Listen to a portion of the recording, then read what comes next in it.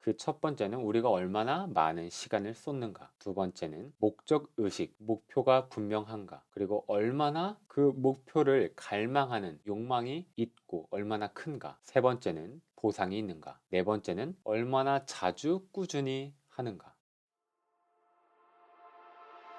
뇌의 목표는 뇌가 변화하는 시기와 방식에 아주 결정적인 역할을 해요. 우리가 어떤 분야에서 전문적인 능력을 얻고자 하는 욕망이 있잖아요. 그리고 그것을 위해서 우리가 노력할 때, 공부를 하고 어떤 행동을 반복할 때 그것에 가까워지는 이유는 무엇일까요? 우리의 뇌가 계속 그 방향에 맞춰서 지도를 만들고 있기 때문입니다. 이 책에서는 굉장히 흥미로운 치료 요법을 소개를 하는데요. 바로 제양요법입니다. 바로 이런 거예요. 뇌중풍의 발작으로 한쪽 팔이 마비된 사람이 있습니다. 이 한쪽 팔이 마비된 사람에게 보통은 이렇게 됐으면 멀쩡한 팔만 가지고 일상생활을 하게 됩니다. 그리고 이 마비된 팔은 점점 더 마비가 심해지고 결국 아예 사용하지 못하게 되는 것이 사실 일반적인 시나리오예요. 그런데 이 책에서 소개하는 생후배선의 교훈으로 얻을 수 있는 제양요법은 굉장히 흥미롭습니다. 바로 멀쩡한 팔을 묶어서 그렇게 약해진 팔을 쓰게끔 만드는 겁니다. 이 간단한 방법이 손상된 피지를 다시 훈련을 시킨대요.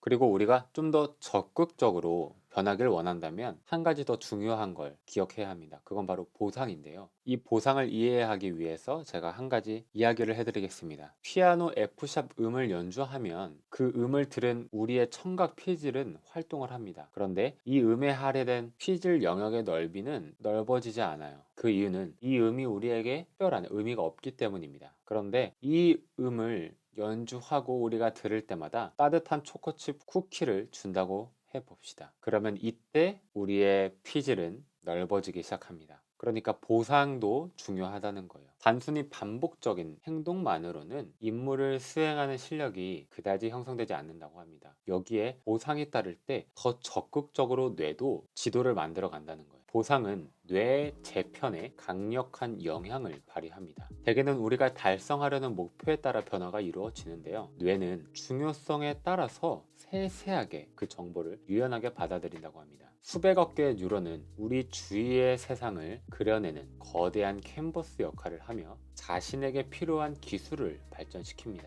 이 기술은 효율적인 생존을 위해서 필요한 기술입니다. 우리의 큰 목표와 일치하는 임무가 나타나면 뇌 회로는 반영하기 시작합니다. 그리고 마지막으로 말씀드릴 건 바로 반복인데요. 연결된 사건들이 자주 그리고 동시에 발생하는 일들만 뇌에 새길 수 있습니다. 몇 번이고 거듭해서 자주 함께 발생하는 생명의 위협을 느낀 사건이나 의미가 있는 중요한 사건일 때는 단번에 학습이 이루어지는 경우도 있어요. 예를 들어 뜨거운 주전자에 손을 한번 닿다 하면 두 번, 세 번 굳이 알 필요 없잖아요. 그런 생각조차 하지 않죠. 한 번만으로 우리는 이게 얼마나 나한테 중요한 건지를 알아챕니다. 단번에 학습이 이루어지는 경우예요. 정리하겠습니다. 뇌의 재편에 있어서 가장 중요한 원칙은 중요성입니다. 우리 뇌는 우리가 시간을 쏟는 일이 보상과 그리고 목표와 관련이 있기만 한다면 재편을 합니다. 배우겠다는 의욕까지 있으면 더 적극적으로 재편이 일어납니다. 마지막으로 정리를 해볼게요. 우리 뇌는